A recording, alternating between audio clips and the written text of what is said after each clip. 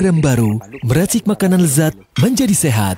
Timun yang sifatnya manis ini efektif digunakan untuk meningkatkan kekebalan tubuh, tapi bagian energi vital perut. Dapur Sehat Roja, setiap Rabu, jam 10 waktu Indonesia Barat sampai menjelang zuhur. Dapur Sehat Roja, meracik makanan lezat menjadi sehat. Dapur Sehat Roja. Kesembuhan itu bismillah, atas izin Allah Subhanahu wa Ta'ala.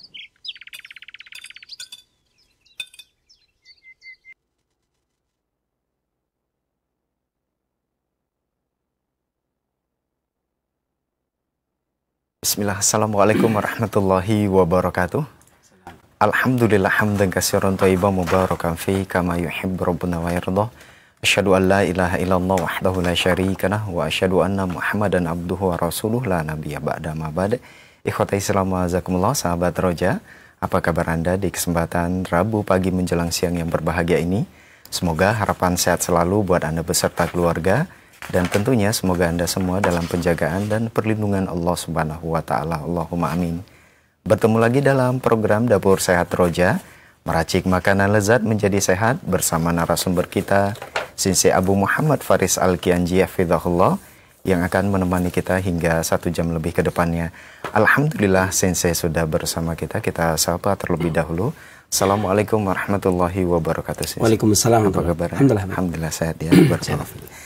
Nah, ikhwati Islam wa azakumullah, setelah penyampaian materi, silakan nantinya Anda dapat bergabung bersama kami untuk bertanya seputar keluhan penyakit atau kesehatan di line telepon 0218236543, atau Anda dapat mempersiapkan pertanyaan melalui pesan singkat di tas WhatsApp di nomor yang sama 0218236543. Baik, kita kembali ke Sensei. Sensei, pembahasan di kesempatan ini berkaitan dengan menjaga kesehatan mata dengan jus mangga dan wortel. Bahan-bahannya sangat sederhana, 200 gram daging buah mangga, 200 gram wortel, dan air secukupnya. Nah, ini berkaitan dengan kesehatan mata ini, Sensei. Ini apa yang harus diwaspadai dan gejala pada saat seseorang itu sakit mata seperti apa? Nah, baik, makasih. Bismillahirrahmanirrahim. Assalamualaikum warahmatullahi wabarakatuh. Alhamdulillah. Wassalatu wassalamu ala rasulillah wa ala alihi wa sahbihi wa man wala amma ba'd. Kaum muslimin, para pendengar peminat Roja dimanapun Anda berada, syukur alhamdulillah kita panjatkan kehadirat Allah Subhanahu wa Ta'ala yang telah melimpahkan kurnianya kepada kita, memberikan kepada kita kesempatan, kesehatan, sehingga siang hari ini kita kembali bertemu. Salam serta salam semoga selalu senantiasa Allah curahkan kepada junjungan kita Nabi besar Muhammad sallallahu alaihi wasallam, kepada keluarganya, seluruh sahabatnya, para tabi'in, dan pengikut-pengikutnya yang selalu senantiasa istiqomah dalam menapaki sunnahnya yang di yaumul qiyamah. Dan adapun kemudian daripada itu, pertemuan di musim gugur atau musim kering ini masih masuk bulan tanggal 16 Juli. Ini masih masuk musim kering di hitungan hitungan surya, penanggalan berdasarkan matahari. Ini masih masuk kategori musim kering meskipun hujan masih ada, gitu kan?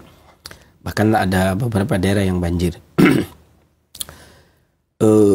Sehubungan dengan musim kering ini, biasanya yang beberapa organ yang diserang adalah organ yang rentan terhadap kering, diantaranya adalah paru-paru. Itu yang pertama pastinya. Kemudian yang kedua adalah organ yang menyimpan materi rutubah yang paling utama. Dalam hal ini, sebagaimana disebutkan oleh Imam Ibnu Qayyim al-Jauziyah, bahwasanya ketika seseorang makan makanan, kemudian makanan tersebut masuk ke dalam maidah, kemudian dicerna oleh hararah kolbu, dia akan menjadi cairan atau rutubah, kemudian menjadi saripati makanan. Bagian dari saripati itu adalah dam atau cairan merah yang kemudian disimpan di dalam kabid dan digunakan untuk mengaliri seluruh tubuh, memberikan nutrisi seluruh tubuh. Di antaranya adalah mata. Ya, kabid ini hati, tetapi yang mengedarkan itu kolbu. Nah, kolbu itu biasanya diterjemahkan hati juga. Tapi yang dimaksud dengan hati di situ adalah hati sanubari yang dimaksud.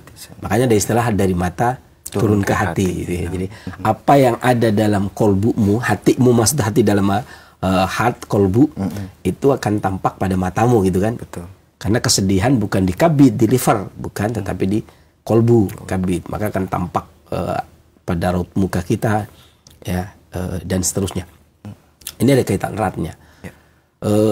Dan di dalam penelitian ilmiah pun demikian, ketika seseorang itu kekurangan vitamin A untuk memberikan kesehatan terhadap mata atau memelihara kesehatan mata, maka beta karoten wortel ini itu akan dirubah menjadi vitamin A, kemudian dikirim ke mata. Jadi artinya tidak jauh beda dari sisi penelitian ilmiah maupun dari sisi pengalaman para tabib klasik pada masa lampau. Ketika mereka mengkonsumsi makanan dan minuman, kemudian digunakan untuk menunjang rutubah sehingga memberikan nutrisi kepada mata gitu. Dan begitu pula dengan penelitian, walaupun dari sisi penjelasan yang berbeda. Satu sisi bicara tentang tabiat, satu sisi bicara tentang beta karoten lah, vitamin A lah gitu kan. Dari sisi-sisi yang berbeda. Mata ini berurusan dengan kolbu, artinya selama mata itu kekurangan aliran darah, kekurangan aliran energi vital, maka tentunya akan terjadi permasalahan pada mata tersebut. Dalam hal ini berarti ketika kita berbicara tentang dam yang ada di kabid yang kemudian dirubah untuk mengairi mata atau memberikan nutrisi kepada mata, berarti kita bicara rutubah yang didorong oleh energi vital, kemudian menjadi bahan modal utama mata memiliki energi atau kekuatan sehingga terlepas dari gangguan. Memang ada dua pendapat dalam permasalahan, lebih didahulukan merawat apa lebih didahulukan menjaga. Orang juga berselisih, merawat itu apa, menjaga itu apa, karena Ibnu Qayyim mengatakan lebih mendahulukan hifdzus sihah, kemudian baru al-himya anil mudi. Tetapi pada hal yang lain kayak Imam Al-Qurtubi juga mendahulukan al-himyah, karena begini, merawat ya itu kalau kita memang diberikan kesehatan dalam pola hidup yang sudah baik dan kita diberikan kesehatan sebagaimana di zaman Ibnu Qayyim, ya pola hidupnya sudah baik, ya kesehatannya sudah baik, kan tinggal dirawat.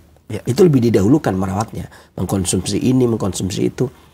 Akan tetapi ketika seseorang hidup di daerah perkotaan yang makanannya sudah tidak karuan, susah dicerna dan sebagainya, maka bisa jadi al-himyah lebih didahulukan. Berpantang ketika seorang itu sakit, maka berpantang lebih didahulukan. Ini pun dijelaskan oleh Imam Ibnu Qayyim dalam Rawdatul Muhibbin.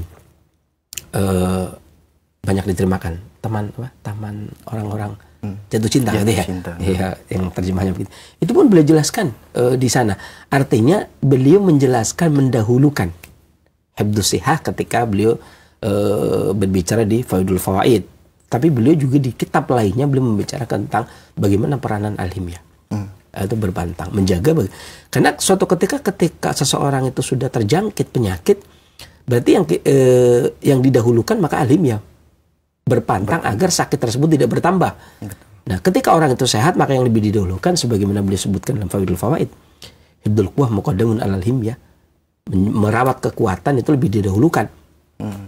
Ya, kemudian beliau kaitkan dengan masalah keimanan, beliau sebutkan dalam Faidul Fawaid. Tetapi ketika beliau sebutkan di dalam tempat yang berbeda, ketika seseorang itu sudah terjangkit, ada seorang badui berjalan kemudian sakit mata, matanya merah kemudian bercucuran kering air mata. Kemudian ditanya oleh yang lainnya, kenapa engkau tidak hapus air mata itu?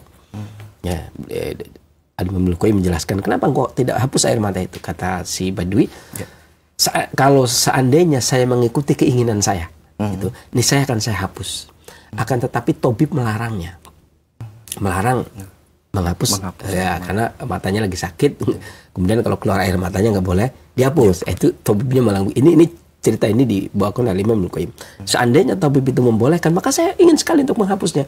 Nanti kan larangan. Nah, ini berarti lebih mendahulukan al-himyah anil mudi. Akan tetapi tabib melarang. Ya. Seandainya saya melakukan, dan banyak orang yang melakukan, betapa banyak orang yang melakukan sesuai dengan apa yang dia inginkan, akan tetapi akan menyakitkan diri sendiri. Nah, makanya saya tidak, sebenarnya inginnya saya, iya kan, air mata keluar, inginnya juga dihapus. Tetapi betapa banyak orang yang celaka ketika dia justru melakukan apa yang dia inginkan. Karena tabibnya mengatakan jangan gitu. Gitu. Makanya dalam hal ini Al-Imam Ibnu Qayyim lebih mendahulukan Al-Himyah Al-Mudi ya. Tapi dalam Faidul Fawaid belum memberikan kisah lain. Nanti kalau pas saya ceritakan juga. Itu beliau lebih mendahulukan, bahkan beliau punya kalimat seperti itu. Hibdul quwwah muqaddamun ala al-himyah. Merawat kekuatan yang sudah ada itu lebih didahulukan daripada almiyah, menjaga diri. Menjaga diri itu kan berpantang. Sampai-sampai kadang-kadang ada istilah lain daripada kalau kita nggak makan itu kita mati, ya kan? Walaupun barang tersebut tidak toyib, kadang-kadang dimakan, ya kan? Yeah. Tapi kalau lagi ada yang lainnya, memang kita tidak konsumsi kalau ada yang lain. Gitu. Tapi artinya bukan mendahulukan keinginan saya ingin ini atau ingin itu, tetapi keinginan ini berdasarkan apa yang sedang kita rasakan. Oh, saya lagi sakit ini, ya berarti kebutuhan kita adalah ini. Nah, itu yang lebih diutamakan. Sebelum kita bahas ini, kita racik dulu. Baik, kita racik dulu. Ya. Saya ambil wortel. Ya, kita masukkan mangga ya. Ini setengah. Setengah, selanjutnya untuk nanti ya. Jangan dikira sisa dibuang ini ya. Enggak. Ya. Sip.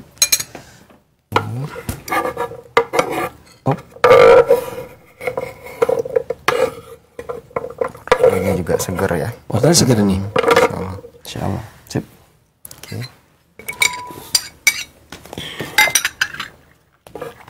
Jadi kita tinggal tambah air.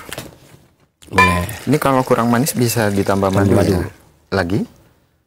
Oh ya, cukup. Ya cukup. Oke.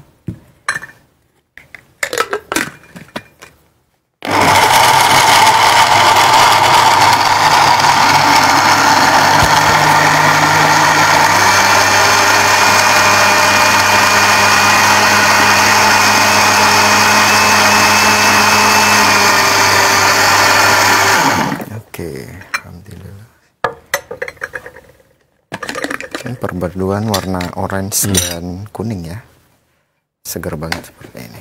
Oke. Yes. Kan ambil sewarna ya? Iya. Cuman wortelnya ikut ya, warna wortel tetap dominan. Segar. Ya kan? Iya. Jadi kayak kalau mangga itu kayak gedong gincu. Iya, betul. Ya, dia warna mangga gedong gincu. Mangga mahal. Ya. Kita lanjut sih. Ya, buah mangga ini saya sering mengatakan ini yang menjadi PR bagi kita. Katanya konon kabarnya mangga itu berdasarkan literatur penelitian, mangga itu berasal dari India. Dari India? Ya, baru tersebar kemana-mana termasuk ke Indonesia. Padahal di Indonesia itu mangga ini habitus pohon tegak tinggi antara 10-30 meter dan buahnya majemuk yang sebenarnya bisa tumbuh di bahkan termasuk hutan. Di hutan aja dia bisa tumbuh. Tapi anehnya katanya dari India. Nggak apa-apa dah. Ini yang harusnya menjadi PR bagi para peneliti. Hidup di ketinggian 1-1400 meter di atas permukaan laut. Jadi dari pantai sampai gunung, mangga itu baik-baik saja.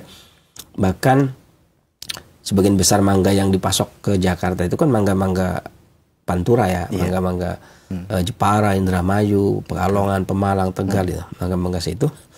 Nah, ini menunjukkan bahwasanya mangga itu sudah familiar kalau tempatnya dari pantai sampai gunung, ya harusnya di sini juga punya pohon mangga seharusnya ya. Buah ini rasanya manis, kemudian agak asam. Beberapa mangga, tapi walaupun dengan asam yang berbeda, dan ada yang manis pure seperti aroma manis. Kadang-kadang kalau matang pohon itu manis pure, hampir orang tidak mengenal asamnya. Tapi kalau mangga Indramayu itu khas ya, ada pulan asamnya. Pulan gitu ya. asam. Sifatnya netral, tidak ada yang mengatakan tidak panas dan tidak pula masuk keadaan dingin. Kenapa demikian? Karena orang sering mengaitkan, para ahli sering mengaitkan yang namanya manis itu tonik energi. Kalau energi itu sifatnya panas. Sementara dia itu juga tonik rutubah. Rutubah itu sifatnya dingin, maka kadang-kadang disebutnya netral. Maksudnya netral di sini dia bisa tonik energi vital, dia juga bisa tonik rutubah. Tonik nutrisi maupun tonik energi. Buah ini berkhasiat mengatur arus energi vital. Kayak tadi kalau tonik rutuba, kalau manisnya tonik rutuba itu sampai kepada tonik rutuba yang ada di hati, tonik rutuba yang ada di limpa, tonik rutuba yang ada di paru, tonik rutuba yang ada di ginjal itu. Kalau yang dari hati saya tersebutkan tadi bisa memasok ke mata. Kemudian juga memperlancar energi vital, meredakan batuk, berarti untuk paru juga, yang memperkuat limpa.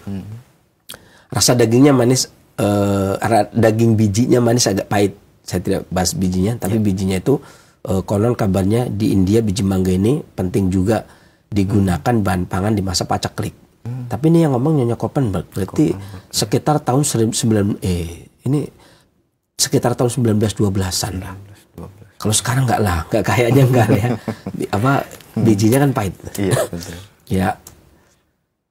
Di sini ada mangga golek ya. Mangga golek itu kata Nyonya Koppenberg, mangga golek dari ujung timur Jawa adalah yang paling besar dan paling enak di samping aroma manis. Kemudian juga mangga gadung dan mangga madu. Ini masuk kategori ya. Katanya dari Jawa Timur banyak. Ada juga mangga kopior dari sekitar Surabaya. Saya juga belum pernah ngelihat mangga gedong yang kecil, tapi terutama di Cirebon masih banyak digolongkan ke dalam buah meja. Kemudian mangga ini memiliki rasa yang manis, asam, dan aromanya aromatik. Berkhasiat sebagai pengelat, peluru kencing, penyegar badan, penambah nafsu makan, pencahar ringan, peluru dahak, kemudian juga antioksidan. Khasiatnya sangat efektif digunakan untuk menyegarkan badan. Beberapa kandungan yang terdapat pada mangga, para peneliti menyampaikan ada kandungan mineral, ada kandungan fosfor, ada kandungan kalsium, potasium atau kalium, flavonoid, dan serat. Juga mengandung cyanogenat glukosida, asam malat, geraniol, limonen, kemudian juga mengandung asam oksalat, kemudian juga resin, tanin, beberapa kandungan gizinya diantara vitamin C, vitamin A. Lah ini yang kabarnya ketika seseorang itu kekurangan vitamin A, para peneliti mengatakan pandangan matanya buram atau nggak ada gangguan mata, hati itu akan merubah merubah beta karoten mangga menjadi vitamin A. Apalagi dia sudah berbentuk vitamin A. Wortel saja yang beta karoten itu akan dirubah menjadi vitamin A untuk pasokan ke mata. Lah ini mangga sudah vitamin A. Berarti kan udah bagus ya. Atau vitamin B1 atau thiamin, atau riboflavin atau B2, niacin, protein, lemak, ada karbohidratnya, ada seratnya, ada kalsiumnya, ada fosfornya, dan juga ada besinya. Dan juga ada kandungan asam galat pada buah ini, jangan baik untuk saluran pencernaan, dan riboflavinnya vitamin B2 ya, itu juga sangat baik untuk kesehatan mata. Bukan cuma vitamin A-nya ternyata, tapi riboflavinnya juga kata para peneliti sangat baik untuk kesehatan mata, kesehatan mulut, dan kesehatan tenggorokan. Kegunaan otomatis di sini pun yang saya tulis pertama kali, sebagaimana para peneliti menyebutkan dan pengalaman menyampaikan, mangga itu digunakan untuk gangguan penglihatan, itu yang pertama. Baru yang berikutnya tuh gusi berdarah, radang tenggorokan, flu, batuk. Ini kan musim juga tuh. Musim radang tenggorokan karena ini biasanya kalau musim mangga kan musim kering. Nah, mangga itu mengatasi radang tenggorokan di musim yang kering, mengatasi flu di musim kering seperti ini, mengatasi radang saluran nafas, sesak nafas, borok, bisul, kudis, eksim, perut mules, diare, bahkan mabuk perjalanan, kurang nafsu makan. Tapi kalau mabuk perjalanan bukan mangga yang manis ya, yang agak asam. Yang agak asam. Ya, atau rujaknya ya. Kurang nafsu makan, keputihan, ada gangguan haid, bahkan mangga bagusnya buat limpa sampai digunakan untuk menguatkan mengangkat hernia dan sebagai penurun panas, menghilangkan bau badan. Bahkan para peneliti menyebutkan mangga masuk kategori anti kanker dan antioksidan, memperlancar saluran pencernaan dan mencegah sembelit. Ini beberapa khasiat daripada mangga. Ada catatan di masyarakat Tionghoa sering dikatakan bahwa makan buah mangga dapat mengakibatkan atau memperparah radang ginjal, maka mereka juga rentan terhadap diabetes atau radang gagal ginjal. Hendaknya seorang yang gagal ginjal hendaknya menghindari buah ini, dan orang yang normal juga hendaknya menghindari makan buah mangga secara berlebihan sewaktu-waktu, karena perutnya bisa nggak enak kalau makan berlebihan. Dan ini saya juga pernah ngalamin, maksudnya kalau pagi-pagi gitu ya, masa kecil tuh, pagi-pagi bangun tidur belum sarapan, makan mangga, habisnya bisa sampai 10. Wah, itu perutnya nggak enak banget. Wajar kan? Perlu mau makan nggak doyan, ya nggak doyan dong. Udah penuh mangga. Ya. Tapi kalau musim mangga memang anak-anak seperti itu. Karena di kampung saya banyak mangga pada jatuh, kemudian tinggal anak-anak kecil pada ngambil gitu ya. Dicuci pagi-pagi sebelum sarapan, apalagi waktu libur, dijamin sakit perut gitu ya. Ya jangan begitu. Makanya ini di jus itu ukurannya juga terukur secukupnya gitu ya. Yang tidak digendaki adalah itu. Sebenarnya bukan cuma mangga sih, termasuk jambu biji, jambu air itu pun kalau dimakan kebanyakan, ya semua buah lah. Kalau kebanyakan terus nggak makan apa-apa di pagi hari, biasanya sebelum makan. Ya, termasuk nangka juga kebanyakan juga seperti itu. Semuanya lah. Kebanyakan nggak ada yang benar. Ya. Kemudian yang kedua adalah wortel. Wortel ini mudah-mudahan tidak diakui ya. Saya udah mencari literatur yang mengakui wortel dari mana. Tapi untuk sementara ini belum ada yang mengakui. Artinya ya masih baik-baik saja lah. Indonesia punya wortel gitu ya. Walaupun yang digunakan itu seluruhnya ya, bukan cuma umbi wortel saja, tapi bisa daunnya juga. Wortel itu memiliki sifat yang dingin. Dia membersihkan panas, ya. Kemudian rasa yang manisnya itu menguatkan energi vital. Kemudian juga mengharmoniskan rutubah, mengharmoniskan seluruh bahan obat, mengharmoniskan perut, mengatasi keadaan-keadaan yang akut atau yang baru dan menghentikan rasa nyeri, bahkan bisa menambah kekuatan. Secara klasik dia bekerja sebagai tonik energi vital dan tonik rutubah secara bersamaan pada gangguan astenia atau kekurangan rutubah atau kekurangan nutrisi, ya, ataupun kekurangan energi. Dan juga bekerja meningkatkan, membersihkan racun. Dalam hal ini berarti racun panas yang dimaksud, seperti peradangan, infeksi dan seterusnya. Baik itu di usus, di lambung dan sebagainya, atau di luar. Dan menyelaraskan kerja obat. Artinya mengharmoniskan obat satu dengan yang lainnya. Beberapa peneliti mengatakan wortel itu mengandung minyak asiri, mengandung limonin, kemudian alkoholid, kemudian juga daukina, makanya disebut itu. Makanya baunya seperti nikotin. Kemudian wortel segar mengandung air, protein, karbohidrat, lemak, serat, abu, dan beberapa nutrisi anti kanker. Kata para peneliti demikian. Dan gula alamiahnya yang ada pada wortel diantaranya adalah fruktosa, sukrosa, dextrosa, laktosa, maltosa.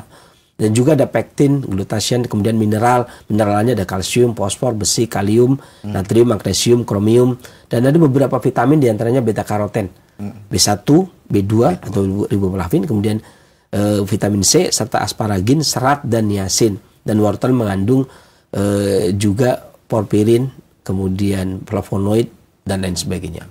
Di mana efek farmakologi berdasarkan penelitian, akar wortel berkhasiat memperkuat fungsi hati dikarenakan beta karotennya, melancarkan kencing, memperkuat fungsi hati sehingga menajamkan pandangan mata, memperkuat fungsi hati, menajamkan pandangan mata, ya, atau mengatasi gangguan mata, melancarkan kencing, membuang zat yang tidak berguna melalui ginjal. Kalau tadi kalau mangga kebanyakan berat bagi ginjal, dia menetralisir efek daripada mangga, makanya ini sinkron sudah. Kemudian juga dia menguatkan ginjal soalnya, kemudian antiseptik. Kemudian laksatif, memperlancar buang air besar, melindungi tubuh dari bahan kimia yang beracun, ya. Dan juga kaya akan provitamin dan serat, keduanya bermanfaat untuk mengendalikan kadar kolesterol dan gula darah. Dan penelitian terakhir dipastikan ampuh untuk menikam bibit-bibit kanker, kabarnya begitu. Beta karoten pada wortel merupakan antioksidan alami yang menjaga kesehatan dan menghambat proses penuaan dini, satu. Dan juga dapat menekan pertumbuhan sel kanker, 2, serta melindungi asam lemak tidak jenuh ganda dari prosesi oksidasi, 3, dan juga apabila tubuh kita membutuhkan vitamin A untuk gangguan mata, maka beta karoten yang ada pada wortel yang masuk ke hati itu akan dirubah menjadi vitamin A, kemudian dikirim ke mata. Di antara fungsi vitamin A ada hasil olahan dari perubahan beta karoten dapat mencegah buta senja. Buta senja mencegah ya. Kemudian juga mempercepat penyembuhan luka bagi yang anak yang sunat ya berarti. Dan mempersingkat lamanya sakit campak ya. Berdasarkan penelitian, mengkonsumsi wortel dikukus sebentar akan memperbesar penyerapan beta karoten. Lebih bagus berarti beta karotennya. Wortel merupakan pelawan kanker yang kuat. memperbaiki sistem kekebalan tubuh, menurunkan kolesterol dalam darah, dan mencegah sembelit. Kemudian pektin yang ada pada wortel merupakan serat larut yang dapat menurunkan kadar kolesterol dalam darah, dan serat yang tinggi membuat usus bergerak secara teratur dan mencegah terjadinya sembelit. Secara umum, tradisi digunakan. Wortel itu biasa digunakan untuk memecahkan batu ginjal, mengatasi membunuh cacing kremi, disentri, mengatasi luka bakar, mencret, kemudian memelihara kesehatan mata, mengatasi gangguan mata, kemudian mengatasi pencernaan yang tidak baik, dan radang selaput lendir pada kandung kemih. Ini secara umum. Dan akar wortelnya saja yang tanpa daun, itu sering digunakan untuk asma, badan lemah karena kurang darah, campak, cacar air, diare kronis, hepatitis, hipertensi, kolesterol, kanker seperti kanker pankreas dan paru pada penelitian, mencegah stroke dan rabun senja, gangguan mata, mata buram, rabun senja, mencegah keracunan bahan kimia yang berbahaya seperti logam berat, kemudian juga menghentikan kebiasaan merokok. Enak ya jusnya padahal. Iya. Daripada ngerokok kan mendingan minum jus ini. Kemudian mengatasi sembelit. Ini secara tersendiri. Juga digunakan untuk anemia, kekurangan darah. Kemudian antineuralgia, menyembuhkan rasa sakit karena gangguan saraf seperti pening, migrain, mengatasi batuk, demam pada anak. Kemudian juga diuretik, peluru kemih, mengatasi haid yang tidak teratur, di paru dibalurkan untuk jerawat. Dia juga dikonsumsi, diminum untuk merangsang pengeluarannya angin dari perut, dan bisa mengurangi mata minus. Bahkan bisa menormalkan mata minus. Saya pernah punya pengalaman itu. Ada orang minus 7, silinder 2. Nah. Mengkonsumsi wortel berapa ya, 2 bulan kalau nggak keliru, itu normal itu. Alhamdulillah. Ya, marut wortel itu. Udah nggak usah pakai wortel. Itu normal ya. Ini pengalaman ya, ini pengalaman, berbagi pengalaman maksudnya. Mata minus berarti dia bisa mengatasi mata minus. Menghaluskan wajah kalau dibalurkan, menurunkan kolesterol darah tinggi, meningkatkan daya tahan tubuh terutama terhadap alergi, nyeri haid, dan efektif digunakan untuk osteoporosis atau keropos tulang dan juga sakit kuning. Masih ada waktu? Masih sih, ya. Silakan. Beberapa hal gejala yang muncul manakala seorang itu gangguan mata. Beberapa hal.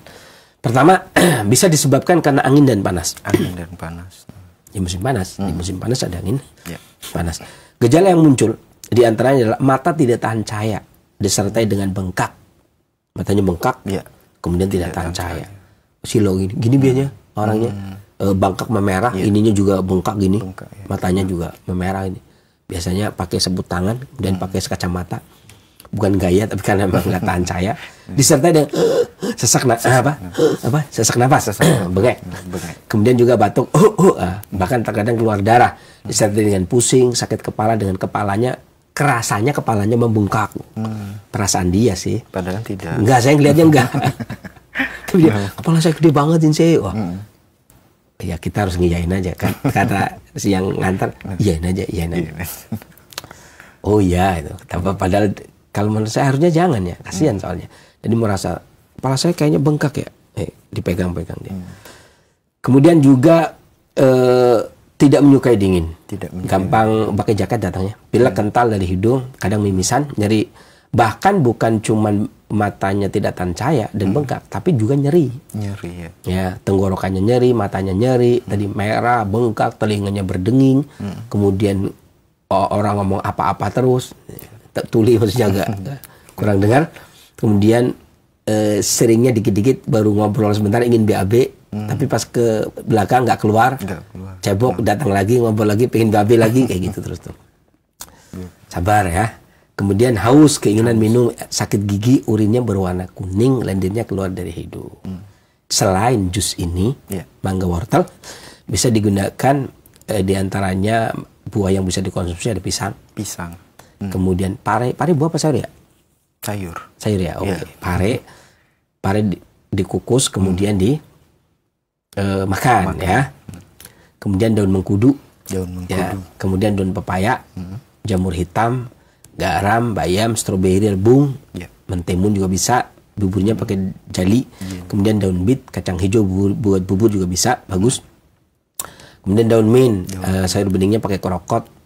Kemudian kalau batuk sesak sebelum tidur minum air garam. Air garam. Ini yang pertama. Yang kedua, bisa jadi dikarenakan peningkatan panas di hati. Jadi angin nyerang, panas berlebih, atau bisa jadi haja panas bergejolak di dada. Gejala yang muncul biasanya, gejala yang muncul selain penglihatan buram, penglihatannya buram, juga rasa pahit di mulut kayak orang beriang. Pahit di mulut. Ya, pusing, mulutnya pahit, dan merasa tidak aman saat tidur. Makanya dia nggak mau tidur. Jadi karena kalau tidur merasa tidak aman. Takut gitu. Kalau saya tidur ini jangan-jangan, gitu. Jangan ditinggal pergi, jangan. Ada apa penyamun deh, kita ditangi lah mau ngambil apa gitu. Kalau saudaranya nggak aman, jadi kalau dia tidak akan tidur kalau nggak dijaga dia.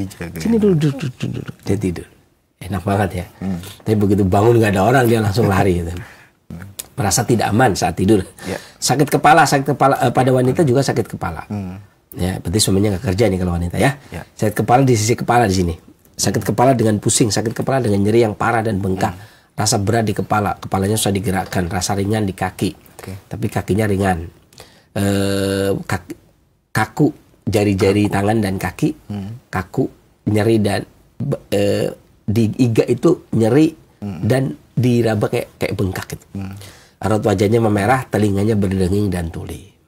Ya. Selain ini, mangga, wortel, beberapa lauk yang bisa dikonsumsi, kuning telur ayam kampung, keju, kacang merah, kerang, sotong, bebek, telur bebek, jamur putih, tiram, royal jelly, dan sopnya pakai seledri yang agak dibanyakin. Tuh. Enak-enak nih ya.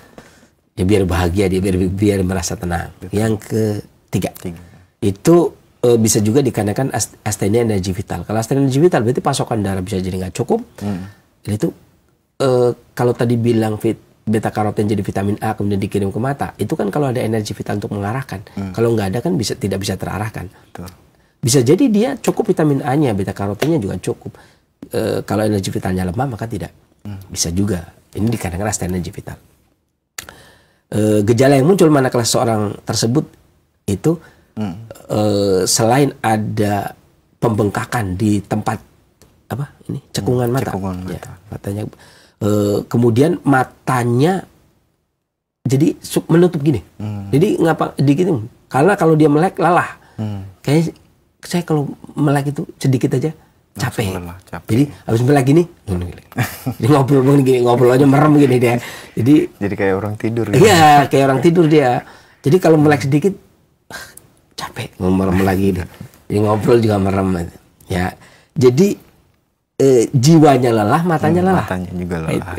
Dan istirahat dulu ya. Perasaan dari tadi udah istirahat ya. Nafas sesak dengan suara sesak dan pendek, sakit kepala yang berat muncul jika kelelahan akibat bekerja. Kalau masih bisa kerja, sakit kepala dengan interval, sakit kepala di pagi hari bangun tidur udah sakit kepala. Makan tidak selera, nyeri yang bisa berkurang saat dipijat, sukanya dipijat, kepalanya dipijat terus. Jadi ditungguin, kaki dipijat, tangan dipijat, sambil ngobrol pun sambil dipijat gitu ya, sambil merem, enak sekali ya. Keringat di tangan dan kaki, tapi sakit nggak enak. Sakit kepala yang berkepanjangan, sulit menelan, ujung jari tangan dan kaki dingin, kekurangan berat badan, kurus terus, dan lama-lama kulitnya kering. Ini terjadi di musim kering seperti ini.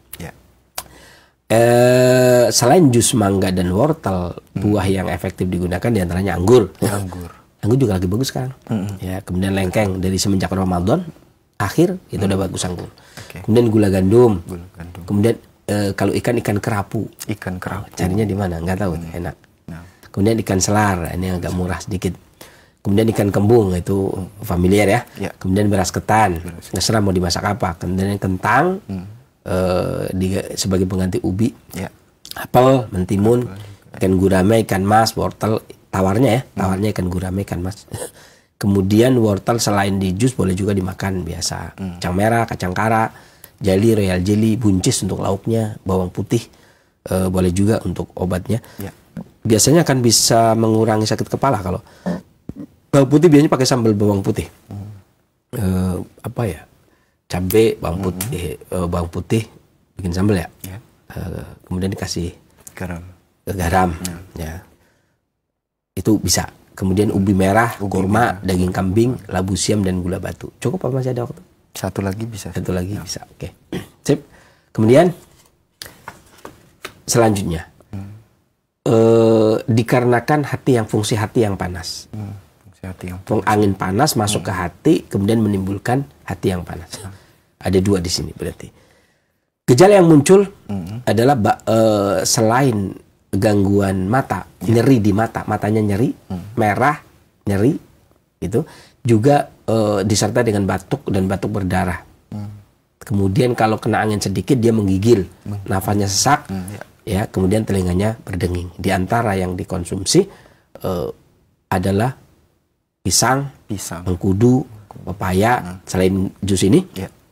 Kemudian juga boleh empedu, tapi empedu sapi, ya. Kemudian mengkudu buahnya maupun daunnya, kemudian daun pepaya, pare, kemudian bayam, stroberi, kemudian rebung, mentimun, daun bit, kacang hijau, krokot, kemudian juga daun mint. Cukup sih. Demikian, mudah-mudahan bermanfaat. Selanjutnya untuk saya tanya silakan. Baik, jazakallah khairan saya atas penjelasan materi yang sangat bermanfaat di kesempatan ini berkaitan dengan menjaga kesehatan mata. Nah, ikhwatai Islam, azakumullah, silakan bagi Anda yang ingin bergabung bersama kami untuk bertanya seputar keluhan penyakit atau kesehatan di line telepon 0218236543, atau Anda dapat mengirimkan pertanyaan melalui pesan singkat di cas WhatsApp di nomor yang sama 0218236543. Baik, untuk pertanyaan pertama kita coba angkat di line telepon 0218236543. Silakan. Ya, assalamualaikum warahmatullahi wabarakatuh. Waalaikumsalam warahmatullahi wabarakatuh. Dengan Ibu siapa di mana? Ibu Erna di Sumatera. Ibu Erna di Sumatera. Sumatera mana, Ibu? Asahan. Sumatera Utara, Asahan ya.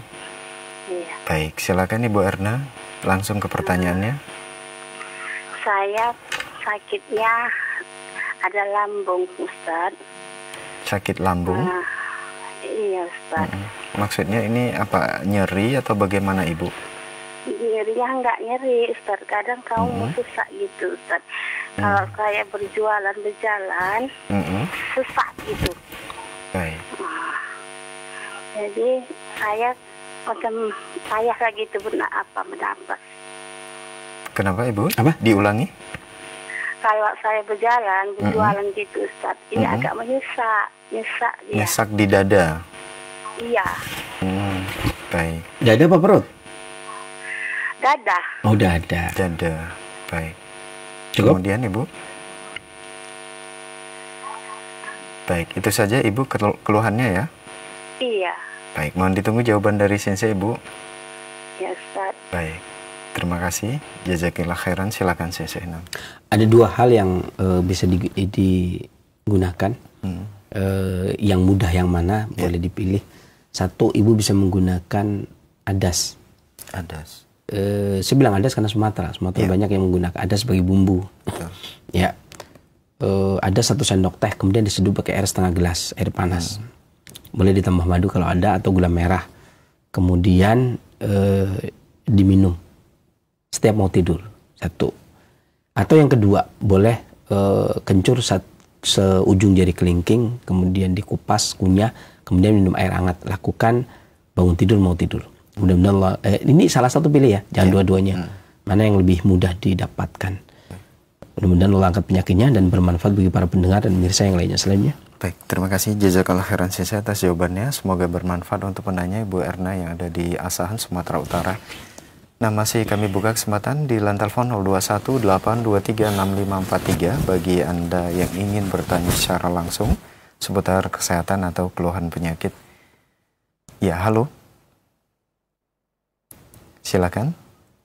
Di 0218236543 masih kami buka kesempatan bagi Anda yang ingin berkonsultasi seputar keluhan penyakit atau kesehatan.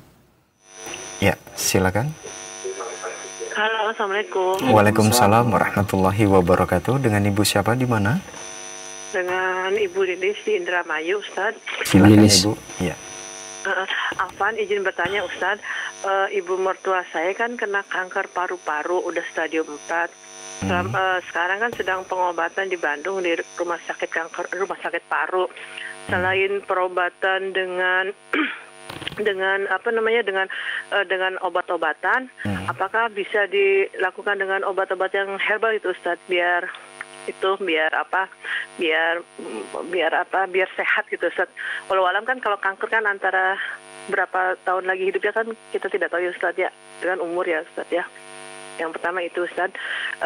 Yang kedua, satu aja Bu. Mohon maaf Ibu, iya satu aja untuk memberikan kesempatan yang lain. Baik Ustaz. Assalamualaikum warahmatullahi wabarakatuh. Waalaikumsalam warahmatullahi wabarakatuh. Silakan. Allah yang turunkan penyakit, Allah yang turunkan obatnya. Ketika seseorang itu ada berbeda pendapat, apakah lebih baik berobat atau tidak. Kalau berobat itu menguatkan tawakal, ya mendingan berobat, gitu ya.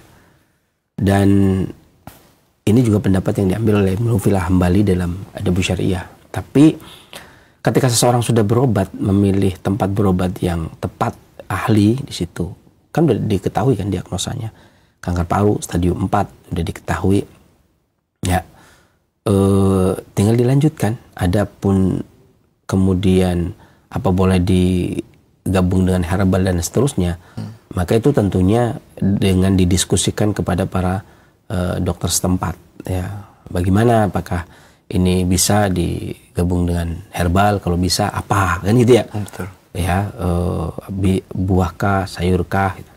Karena kalau kalimat herbal secara umum kan nasi saja herbal, ya kan, artinya kalau di rumah sakit itu dikasih makan nasi, ya berarti ya masih kasih herbal itu ya, kasih sayur, lauk dan sebagainya ya. Dan ketika seseorang itu sakit kemudian berobat, itu udah tepat dimanapun itu. Adapun kesembuhan itu dari Allah Subhanahu Wa Taala. Memang ada beberapa komen, kadang-kadang ada beberapa komen saya baca juga.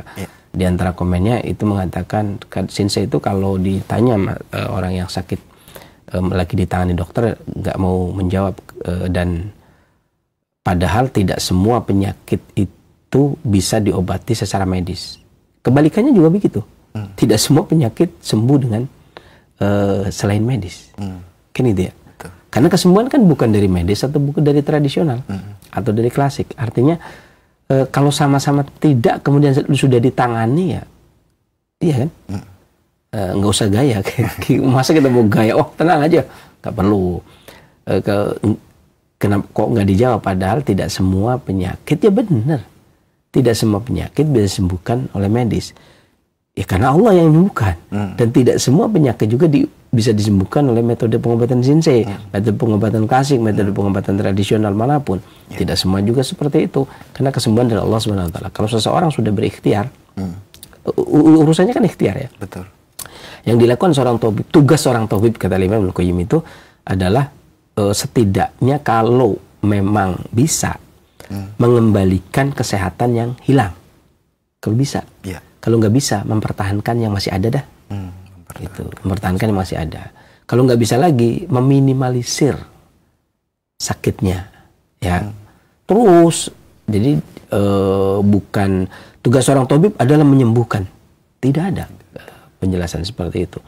Akan tapi yang jelas di situ adalah memisahkan apa-apa yang kalau bertemu itu membahayakan, dan mempertemukan apa-apa yang kalau tidak bertemu itu membahayakan. Contoh, kalau seseorang tidak makan ini, bahaya. Seseorang makan ini, tidak boleh makan sesuatu yang membahayakan. Dan dianjurkan untuk mengkonsumsi sesuatu yang kalau tidak dikonsumsi membahayakan. Di antaranya kan seperti itu. Ya, dan semua kesembuhan dari Allah Subhanahu Wa Taala. Kalau sudah ikhtiar, intinya kan kita cuma berusaha ikhtiar. Dan semanjur apapun, kesembuhannya dari Allah Subhanahu Wa Taala. Saya doakan mudah-mudahan Allah angkat penyakitnya, dan selanjutnya penanya selanjutnya mudah-mudahan bermanfaat juga bagi yang lainnya. Selanjutnya, jazakallahu khairan Shinsei atas jawabannya, semoga bermanfaat untuk ibu yang bertanya. Masih kami buka kesempatan bagi Anda yang ingin berkonsultasi seputar keluhan penyakit atau kesehatan di line telepon 0218236543. Silakan. Halo, Assalamualaikum. Waalaikumsalam. Waalaikumsalam warahmatullahi wabarakatuh. Dengan ibu siapa, di mana? Dengan Ibu Mai di Riau. Ibu Mai di Riau. Silakan Ibu. Iya, terima kasih. Assalamualaikum warahmatullahi wabarakatuh, Sensei. Waalaikumsalam warahmatullahi wabarakatuh. Ini Sensei, saya adalah ibu rumah tangga yang berumur jalan ke 61 tahun. Dan keluhan saya, di mata saya itu ada bintik putih, dan itu membuat pandangan mata saya agak kabur. Walaupun masih, alhamdulillah masih bisa melihat, tapi Bintik putihnya di hitam. Di bagian hitam. Sudah mendekati ke hitam itu, belum di tengahnya, tapi Berarti sementara ini di putihnya? iya. Cuman kalau kita umpamanya di bawah melihat ke kiri itu letaknya di tengah jadinya. Gitu. Jadi ada bintik putih di tempat yang putih, gitu. Sudah ke hitam, tapi masih di pinggir. Sudah mau ke hitamnya. Lagi.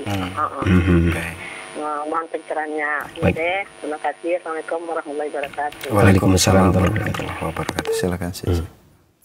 Dulu waktu saya belajar mata, karena kita tidak ada istilah kornea, tidak ada istilah sklera, ya, sklera yang putih itu.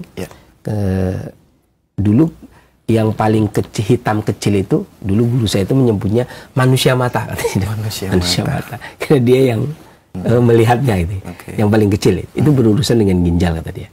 Kemudian yang hitam korneanya itu berurusan dengan fungsi hati. Yang sklera yang putih itu berurusan dengan paru. Tapi biasanya akan nggak melihat kalau dia sudah menutupi manusia mata. Guru saya nggak ngomong apanya, manusia mata, hitam mata, macam-macam paling kecil. Hitam mata, kemudian putih mata, enak sekali. Kalau sekarang kalau kita ngomong manusia mata, yang mana ya? Enaknya dulu ya begitu, enaknya sekarang begini. Ada beberapa pengalaman. Salah satu pengalaman tentang mata. Tapi maaf ya, boleh dianjurkan. Tapi di undang-undang tahun 1976 ya, kalau nggak keliru, undang-undang tentang obat tradisional, ini tidak boleh dijual. Gitu ya? Ya, ini dia. Kenapa di undang-undang tersebut tidak boleh jamu atau obat tradisional yang diteteskan ke mata, dimasukkan ke alat kelamin, di kelamin, dan dimasukkan ke dubur. 3 hal ini yang tidak diperbolehkan.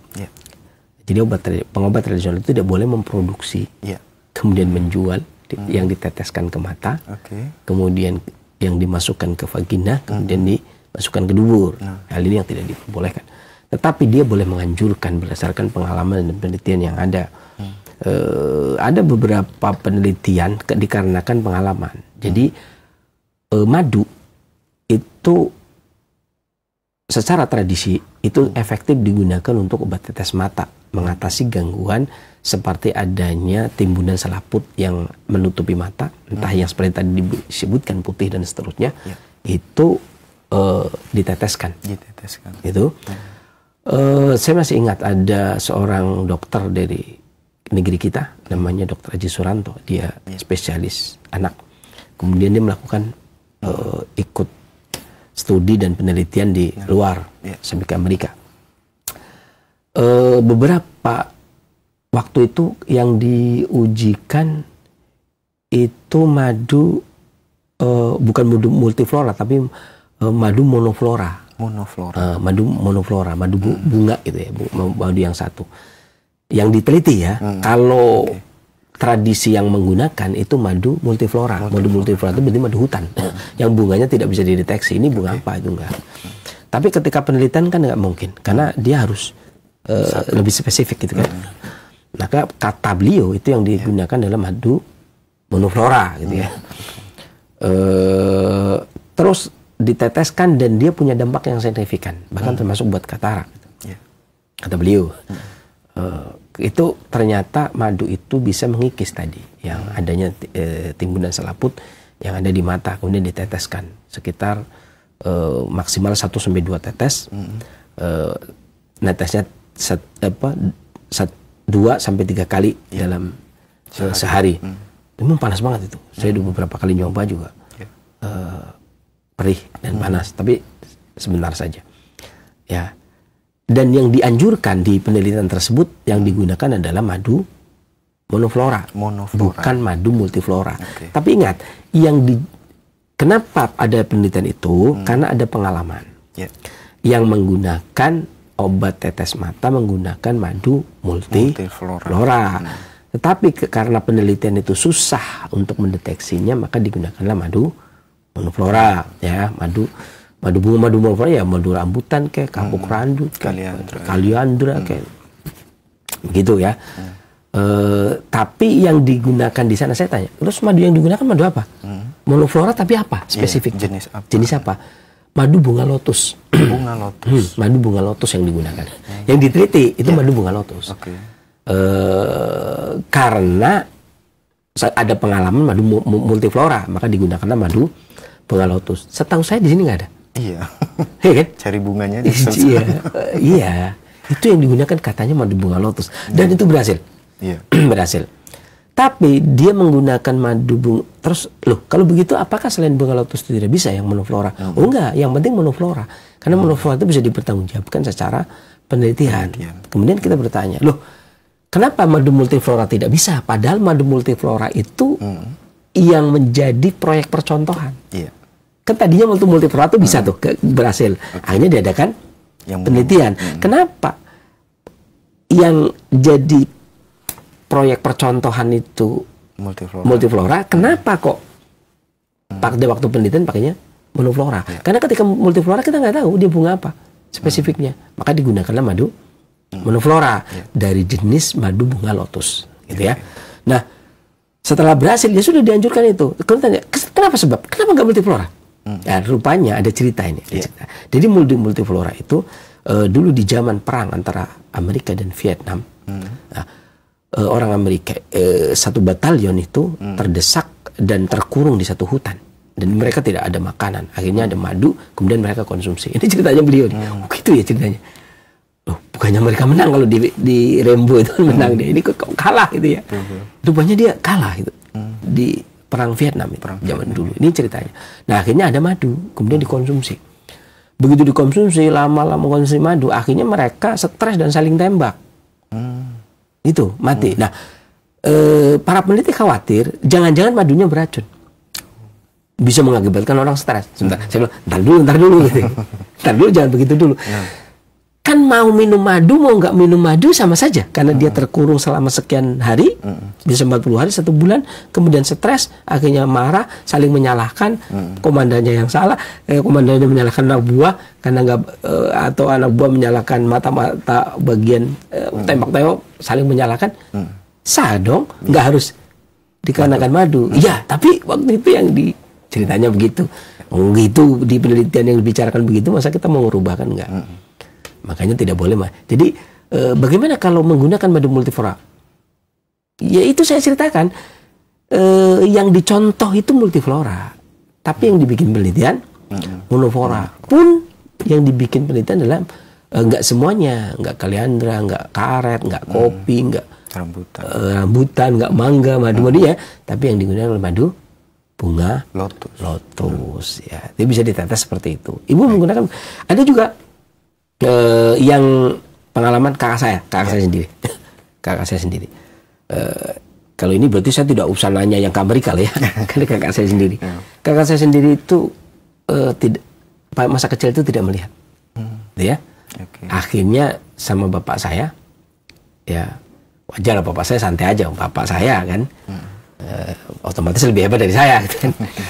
Kalau saya bingung kali ya, bapak saya. Itu kemudian dia cari sorotan itu yuyu di sawah, yuyu bule di sawah, kemudian dipatahkan kakinya, kesian juga ya, kemudian diteteskan. Itu nggak sampai 3 bulan apa itu ya katanya. Saya belum lahir ya, itu sembuh dan bisa melihat sampai sekarang kakak saya itu sembuh dan bisa melihat. Itu hilang pandangannya jadi bagus. Itu tadi.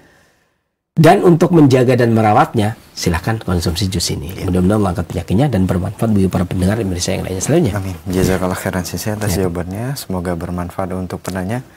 Nah, masih kami buka kesempatan bagi Anda yang ingin bertanya, berkonsultasi secara langsung seputar kesehatan atau keluhan penyakit di line telepon 0218236543. Silakan. Ya. Halo. Assalamualaikum warahmatullahi wabarakatuh. Waalaikumsalam. Dengan Bapak siapa di mana? Dengan Bapak Bowo. Pak Bowo di mana? Di Perumnas 3, Bekasi. Baik. Sebelum dilanjutkan, dikecilkan terlebih dahulu Pak Bowo volume televisi atau radionya. Ya, sudah. Sudah ya. Kalau sudah silakan langsung ke pertanyaan. Lanjut yang tadi barusan, kalau tetes matanya yang menggunakan OTM itu ya suka beli di toko herbal, itu boleh nggak? Karena kalau pas dipakai itu rasanya perih. Atau boleh sering dipakai, sering mungkin. Nah, kira-kira gimana itu? Baik. Untuk keluhan sakit matanya bagaimana Pak? Seperti ya, apa? Ini nggak ada keluhan, cuman buat perawatan katanya. Buat perawatan. Baik. Ada yang bertanya? Ya. Cukup. Baik. Ya. Mohon ditunggu jawaban dari Sensei. Mengandung madu juga itu ya? Iya. Baik. Baik Bapak, ditunggu jawabannya. Assalamualaikum. Waalaikumsalam warahmatullahi wabarakatuh. Silakan Sensei.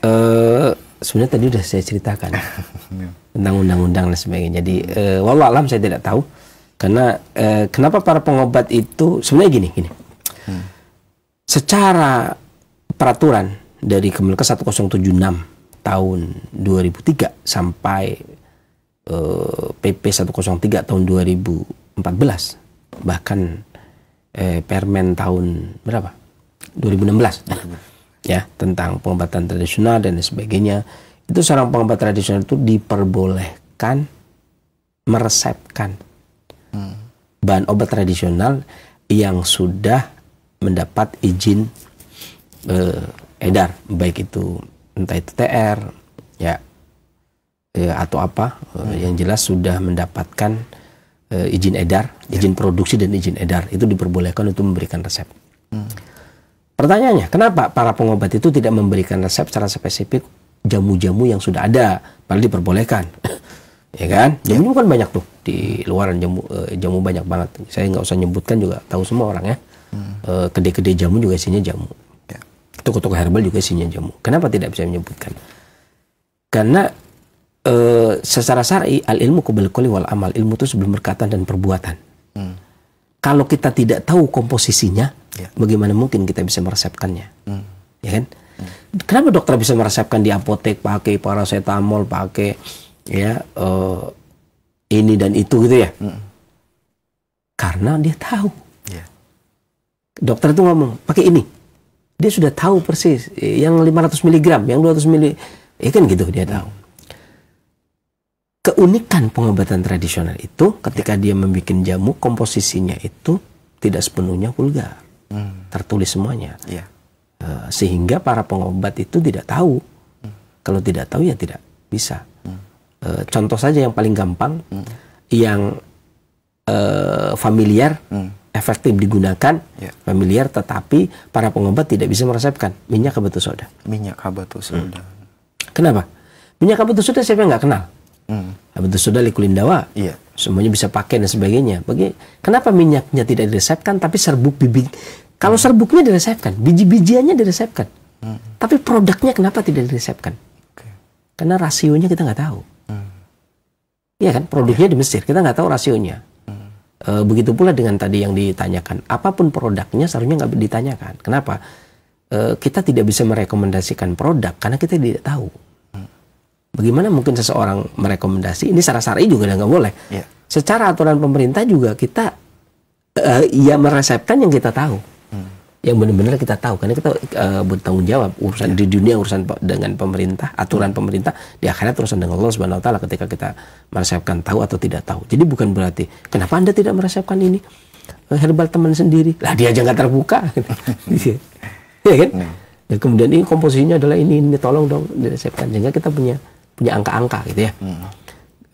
Jadi ketika ditanya produk, kalau Bapak tadi tanya itu materinya, bukan produknya. Kayak saya kata, kencurnya lah, adasnya lah, jahenya lah gitu ya. Sambilotonya lah, habatus sodanya lah, kurmanya lah gitu. Tapi kalau sudah menjadi produk, loh, Yang namanya produk sama-sama kurma saja, sari kurma tuh ya, itu aja beda-beda loh rasionya. Iya. Jangan dikira antara merek satu dengan yang lainnya, produk satu dengan yang lain itu beda dan nggak mau disamakan. Produk saya lebih bagus, di sana juga kamu produk saya semuanya dari kurma apa misalnya begitu ya, nggak bisa. Jadi produk untuk tradisional kita tidak bisa komen karena kita bukan apa-apa, ya memang tidak tahu. Masa nggak tahu? Ya memang nggak tahu. Saya tadi nanya, kenapa sih saya nggak tahu? Lah, kan saya nggak buat, gimana saya tahu? Iya kan? Kecuali ada asosiasi yang menaungi, ya. Kemudian disitulah adanya saling keterbukaan, kemudian kerjasama para pengobat. Ini termasuk jamu yang bisa diresepkan, gitu ya. Ini jamu yang bisa diresepkan. Nah, kalimat jamu yang seperti obat yang bisa diresepkan. Ya, dengan obat yang dijual bebas di warung, beda kan? Beda. Nggak perlu seorang dokter itu menulis resep yang obat yang dijual di warung, ya kan? Oh ini nanti beli inilah, itu nggak perlu. Jadi dokter itu akan menulis obat yang memang spesialis resep, yang adanya di apotek. Kalau Shinsei ya, kalau Shinsei kita bisa nulis, kita tulis tulisan Cina, kemudian bisa tebus di apotek Cina ya, toko Shinsei gitu ya. Nanti ditunjukin tulisannya, oh ya, dibikinkan. Kalau Shinsei bisa begitu, Shinsei karena mereka sudah canggih lah ya, artinya kayak mirip-mirip kayak dokter begitu. Jadi udah ada kesatuan, kerjasama dan sebagainya. Ya jadi tahu ketika mereka ngelihat tulisannya. Tahu tulisannya kan sendiri beda, pakainya tulisan Cina. Kemudian kalau dokter juga tulisannya dokter sendiri gitu ya, yang tahu dokter juga. Nah ini bisa ngeresepin. Tapi kalau produk Indonesia, khususnya Indonesia ini, saya belum menemui ada perusahaan jamu yang kemudian kerjasama sama para tabib, kemudian membuka keterbukaan sehingga, dan kita juga nggak boleh nanya, fudul kalau nanya. Ini resepnya apa sih? Pudul itu lancang namanya. Iya kan? Nggak boleh. Makanya ya kita diem. Artinya kalau dia dijual bebas berarti dijual bebas ya. Bukan diresepkan. Jadi jangan tanya resep ya Pak. Jangan tanya diresepkan. Tapi kalau itu semua bahan herbal yang dijual bebas berarti bukan herbal resepan. Seperti semua obat yang dijual bebas bukan obat resepan. Semua obat Shinsei yang dijual bebas tidak perlu resep. Ya, banyak obat Shinsei yang tidak perlu resep, tapi ada obat Shinsei yang racikan yang memang perlu resep, kayak angkung, banyak yang beli. Liu Ti Huang Wan, banyak yang beli, nggak perlu resep. Mana ada orang pakai, ya ada juga Liu Wei pakai resep, ada angkung pakai resep, ada, tapi jual bebas itu juga bisa. Tetapi untuk obat Indonesia biasanya semuanya dijual bebas tanpa resep. Jadi wallahu alam saya tidak tahu. Demikian, mudah-mudahan bermanfaat juga bagi yang lainnya. Selanjutnya. Baik, jazakallahu khairan atas jawabannya. Semoga bermanfaat untuk penanya. Baik, kita beralih ke pertanyaan melalui pesan singkat di kesempatan ini dari Ibu Yuli di Tangerang. Assalamualaikum warahmatullahi wabarakatuh, Sensei. Waalaikumsalam. Sensei, saya mengalami telinga berdengung, kulit kering dan lemas. Itu gejala apa, Sensei? Dan mohon solusinya. Dan kalau ada herbal, berapa kali dalam sehari untuk dikonsumsi? Syukur. Para pengobat klasik suka mengaitkan ketika seseorang itu kekurangan esensi pada ginjal, maka berimbas kepada telinga, gigi, tulang, dan seterusnya, termasuk rambut.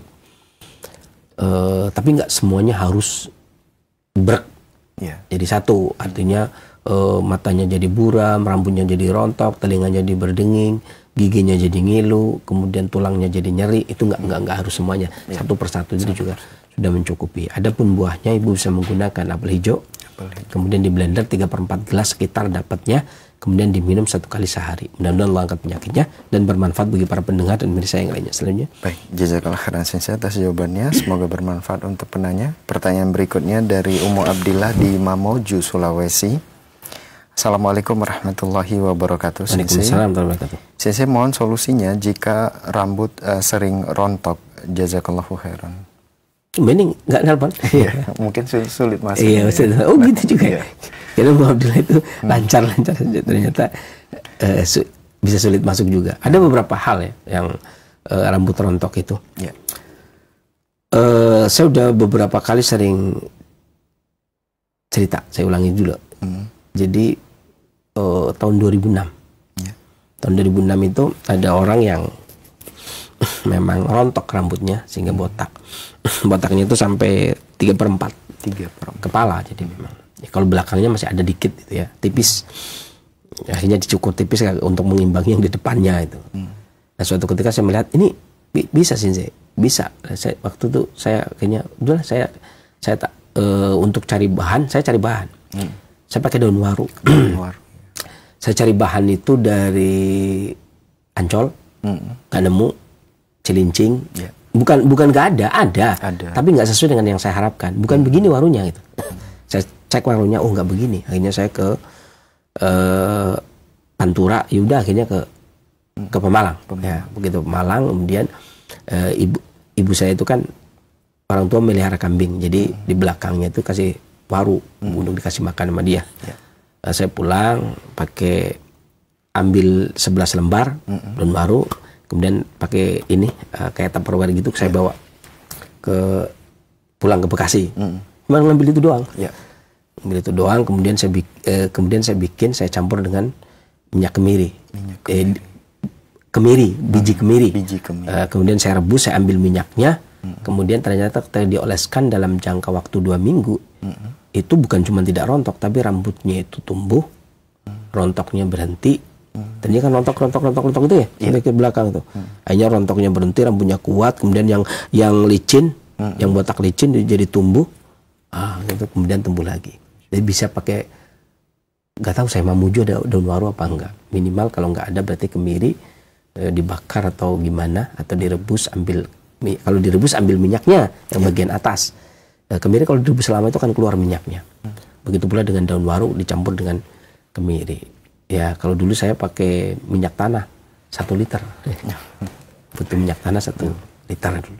Itu begitu dibikin, kemudian dioleskan. Bisa untuk mengatasi kebotakan ataupun kerontokan pada rambut. Demikian, mudah-mudahan bermanfaat juga bagi yang lainnya. Selanjutnya. Baik, jazakallah khairan atas jawabannya. Semoga bermanfaat untuk penanya. Pertanyaan berikutnya dari pesan singkat kembali dari Pak Ahmad di Bogor. Assalamualaikum warahmatullahi wabarakatuh. Waalaikumsalam warahmatullahi wabarakatuh. Sensei, kakek dan bapak saya pernah terkena katarak. Katanya ini keturunan. Bagaimana caranya agar saya tidak mengalaminya, Sensei? Karena ada rasa kekhawatiran. Syukran. Jadi khawatirnya itu yang masalah. Ya, jadi kalau keturunan itu enggak, kalau di dalam kesehatan klasik, seseorang dianggap sebagai penyakit itu dari bapaknya, bukan penyakit keturunan, tapi penyakit yang sama dengan bapaknya atau ibunya. Kalau pria, sebelum gigi permanen tumbuh, biasanya 8 tahun. Dan pada wanita pun sebelum gigi permanen tumbuh, biasanya 7 tahun. Artinya ketika dia seseorang itu memiliki penyakit yang sama dengan bapaknya, tapi setelah usia gigi permanen tumbuh, artinya setelah usia 14 tahun mungkin, misalkan bapaknya darah tinggi, kemudian dia 20 tahun darah tinggi, maka tidak disebut nurun dari bapaknya, esensi dari bapaknya, tidak disebut demikian, tapi disebut karena kemiripan pola hidup. Artinya gini, ketika satu bapak yang satu itu darah tinggi, yang satu ibunya itu diabetes misalkan, yang kalau kita pola hidupnya ngefans sama ibu, ya kita diabetes. Karena pola hidup ibu itu adalah pola hidup yang mengarahkan kepada diabetes. Kalau kita pola hidup yang mengacu kepada bapak kita, secara emosi maupun secara kesukaan dan pola hidup, pola makan dan seterusnya, maka kita akan darah tinggi sebagaimana bapak kita gitu ya. Nah kalau kemudian yang katarak, mbah katarak, bapak katarak, buyut nggak katarak kan, cangga nggak tayak, ware nggak katarak, gudeg-gudeg gantung siur, ke katarak sana ke atasnya kan, itu nggak katarak gitu ya. Udah, berarti jangan ikuti pola hidup bapak dan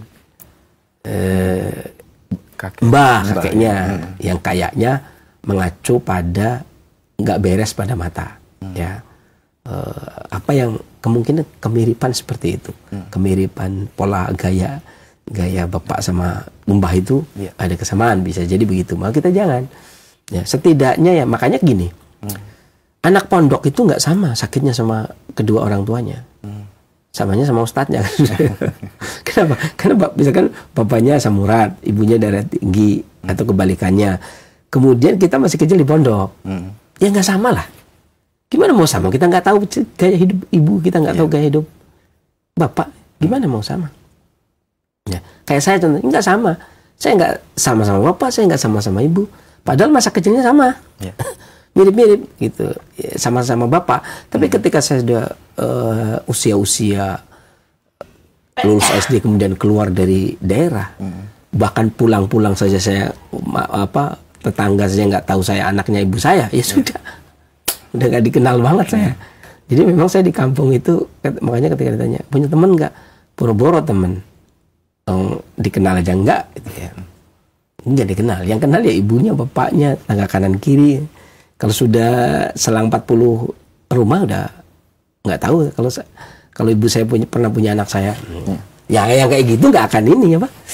Karena terlalu lama dia Pak, perantauan itu ya, terlalu lama misalkan di pondok lama. Mondoknya habis lulus SD ya.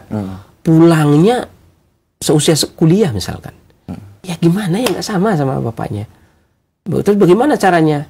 Kan ini adalah menyehatkan mata, konsumsi ini, dan yang penting pola hidup yang mengarah kepada kerusakan mata atau mengundang penyakit mata itu dihindari, entah itu begadang dan seterusnya, ya kan? Dan mengkonsumsi makanan-makanan yang menunjang kesehatan mata. Jadi kalau untuk keturunan seperti yang saya tadi sampaikan, ini menurut versi klasik. Allah menurut versi yang lain. Mudah-mudahan bermanfaat juga bagi yang lainnya. Selanjutnya, baik. Jazakallahu khairan atas jawabannya. Semoga bermanfaat untuk penanya.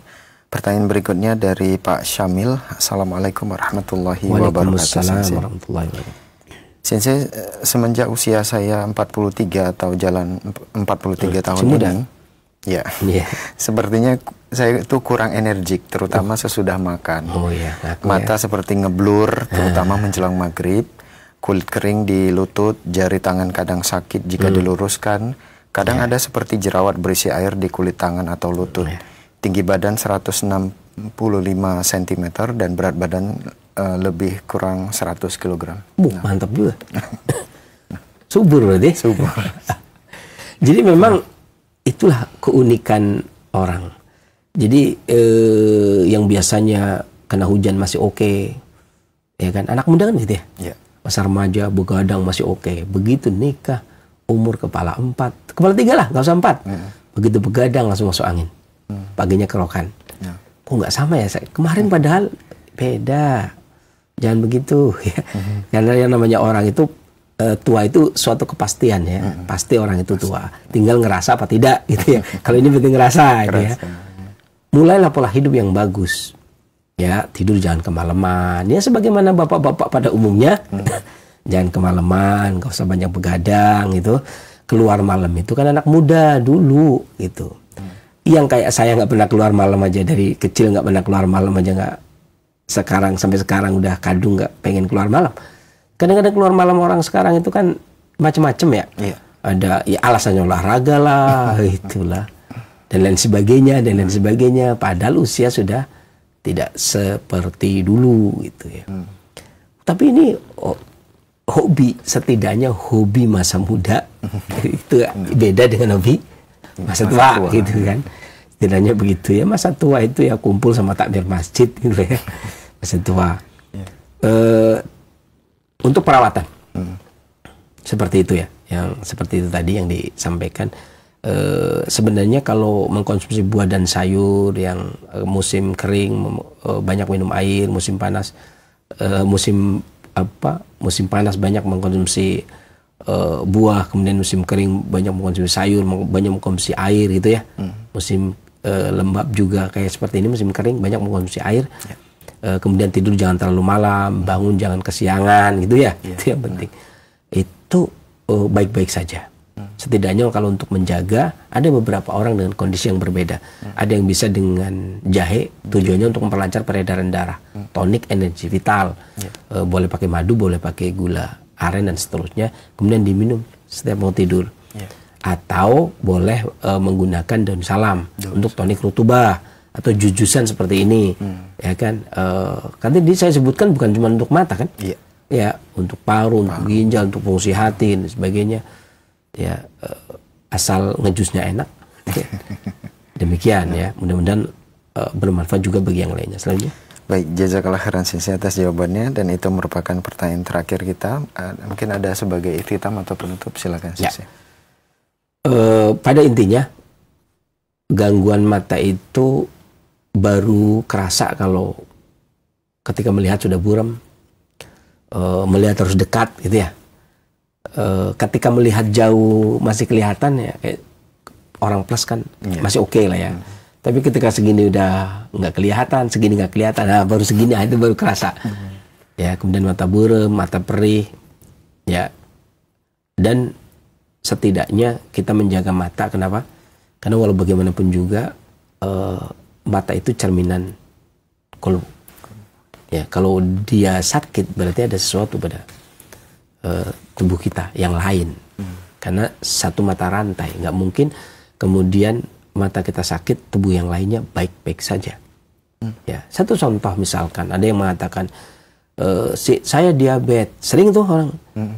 Keluhannya apa? Saya diabetes. Keluhannya apa? Saya diabetes. Keluhannya, keluhannya. Maksudnya keluhannya mata buram, no? Mata buram, gitu kan? Kalau sekali di tempat saya, kalau saya begitu, kan masa nggak ada orang ngeluh, waduh saya diabetes, kan nggak ada. Keluhannya apa? Matanya buram, syahwatnya lemah, mata kena. Begitu pula dengan orang yang terkena gangguan paru, mata saya kering, kayaknya nggak, nangis saja nggak keluar air mata. Ada juga yang saya matanya keluar air terus. Ada juga yang saya matanya buram. Kalau udah sore mata saya buram. Begitu dan seterusnya. Itu betapa nangis terus juga mata nggak nyaman. Ya, melotot terus juga nggak enak. Begadang terus juga nggak enak. Jagalah setidaknya menjaga lebih awal mata. Ini namanya, saya nggak tahu ini bentuk perawatan yang terlambat atau belum, ya. Yang penting kan ketika pandangan mata kita masih tajam begini, mengkonsumsi ya sah-sah saja, ya kan. Setidaknya kita bisa merawat kesehatan mata kita yang saat ini masih bisa kita pertahankan, ya. Dan mudah-mudahan tidak ada penyakit yang lebih parah dari itu, karena setidaknya menjaga lebih dahulu itu seperti meredam pemberontakan sebelum berperang. Ya kan, kalau diredam tidak ada pemberontakan maka aman, ya kan.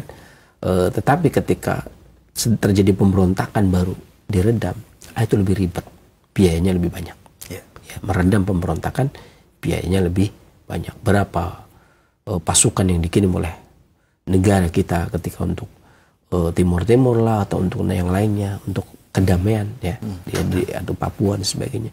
Betapa banyak dana, biaya, waktu, tenaga, kemudian putra-putra bangsa kemudian dikirim. Itu nggak gampang, gitu ya. Makanya bercermin dari itu setidaknya kita merawat sebelum terjadi sesuatu pada tubuh kita. Dan walaupun demikian, kalaupun Allah berikan kita sakit, setidaknya sakit tersebut itu diturunkan oleh Allah, dan obatnya Allah juga yang menyembuhkannya.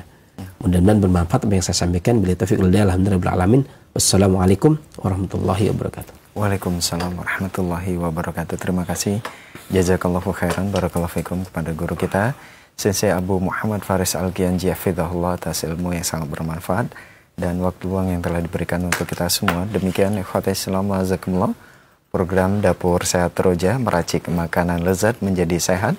Semoga apa yang telah kita simak dengarkan dapat menjadi tambahan ilmu yang bermanfaat, dan semoga Allah Subhanahu wa taala selalu memberikan kesehatan kepada kita. Dan bagi Anda yang diuji sakit oleh Allah, tetaplah bersabar, berikhtiar dan berdoa, karena kesembuhan dari Allah Subhanahu wa taala. Kami yang bertugas pamit undur diri, mohon maaf atas segala khilafan. Terima kasih, jazakumullahu khairan wa barakallahu fikum atas kebersamaan Anda.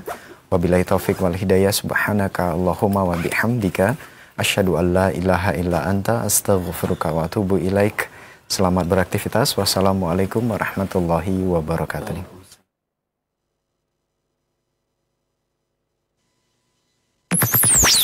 Roja TV, saluran tilawah Al-Quran dan kajian Islam.